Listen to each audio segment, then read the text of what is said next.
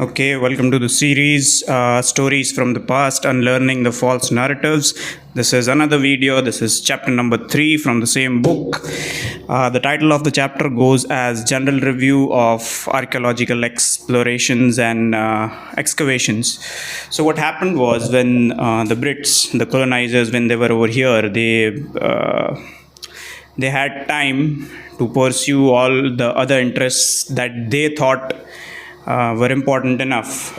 So they undertook some of the excavations, archaeological excavations, to uncover the past of Bharat. So the third chapter in this book is kind of a letdown, I would say, because it gives undue credit to the Brits. So it's RC Majumdar is of the opinion that it was the benevolence of the British people that today we know a lot about our own country. Okay, so let's examine that claim.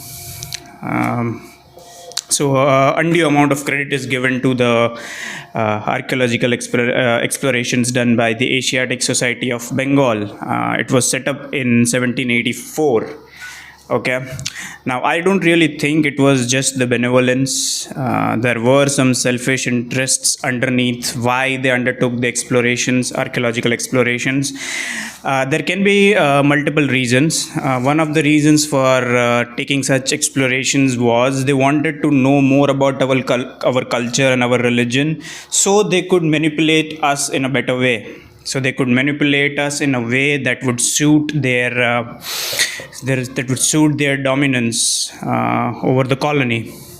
All right. So yeah, there were multiple lords, so-called lords, Lord Canning, Lord Curzon.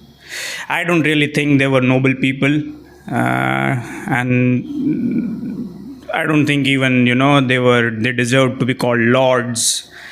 All right, so they were not people with noble intentions. They were corrupt individuals whose sole motive was to seek profit from the profit-making enterprise that was East India Company. So let us not pretend that these people were benevolent and it was only for the exploratory purpose and to learn more about our culture that they undertook such excavations. It was kind of a letdown of this book, but nevertheless, we move ahead. One very interesting thing in chapter 3 of this book is it was indeed Tata's. It was Sir Ratan Tata who provided funding to one Dr. Spooner who wanted to undertake excavations in Patna in the year of 1913.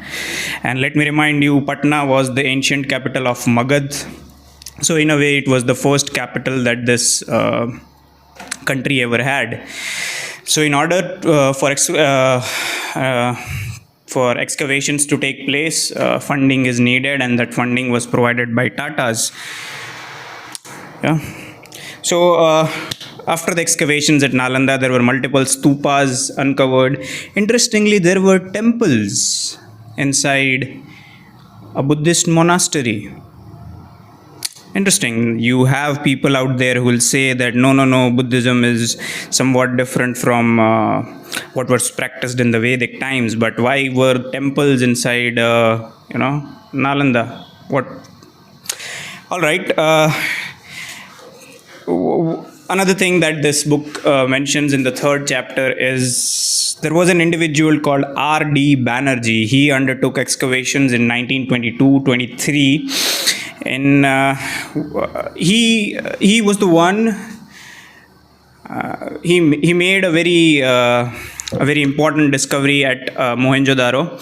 While he was undertaking the excavations at this site of Mohenjo-daro, he came across some of the seals, like the seals that we have recovered from Harappa. And what he noticed on top of that was there were seals, and on those seals there were pictographic inscriptions. All right. Now, those pictographic inscriptions were the same as the ones that were found in Harappa. So this led to the conclusion that no, Mohenjo-daro and Harappa are indeed pretty old, certainly older than what they thought during that point of time. Yep.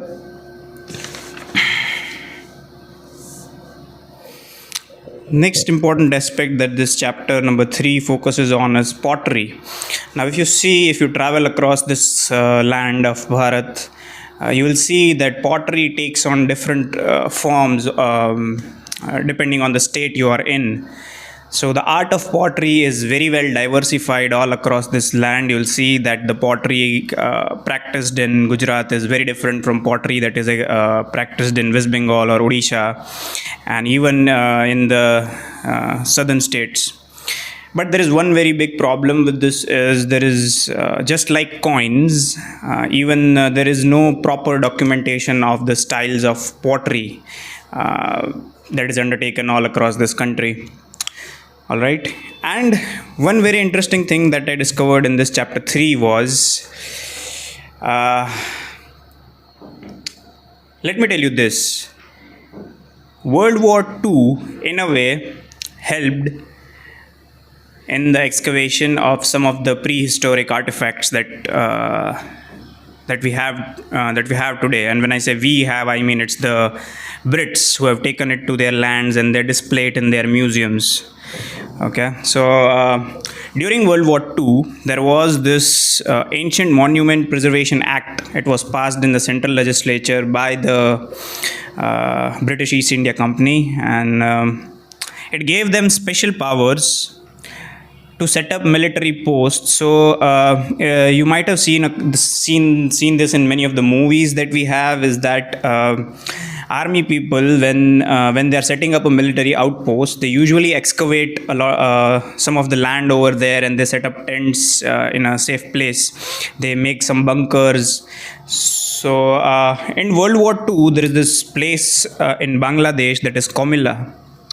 And from that place, there were many ancient Vedic artifacts found. Why? Because the military of the East India Company, they were excavating the earth to set up an military outpost over there, and they stumbled upon some of the artifacts. So in a way, yes, there was a silver lining, at least for us, in the World War II.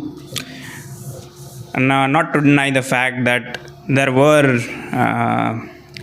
millions of soldiers from this land that died in both the world wars, and to this day we do not have any recognition for them. Next is even many of the prehistoric excavations have been undertaken in the state of Gujarat, and the areas where these excavations have been undertaken, some of them are Patan, Amreli, Dwarka. These places, they had some of the prehistoric remains, and this excavation was also funded by Tata Sons and the Baroda princely state. So this was a joint effort to fund the excavations. Very noble, and yes, indeed a very noble job. Next, and one last important thing that chapter number 3 in this book talks about is the Indochina. For those of you who don't know, Indochina is the region where current day countries of Myanmar, Thailand, Cambodia, and yes, all those countries. So Indochina, for major part of the 18th and 19th century, it was France, and it was later even British who ruled over Indochina. So even exploration done by French archaeologists, they did discover some of the colonies in Cambodia, Thailand, and they stumbled upon temples with Vedic gods. More prominently, Vishnu temples have been excavated from Thailand, Cambodia, and I guess majority of you know that Angkor Wat is a Vishnu temple. It's the largest temple out there that is not on this land. Alright, that was the end of chapter 3. I'll see you in the next video for chapter 4.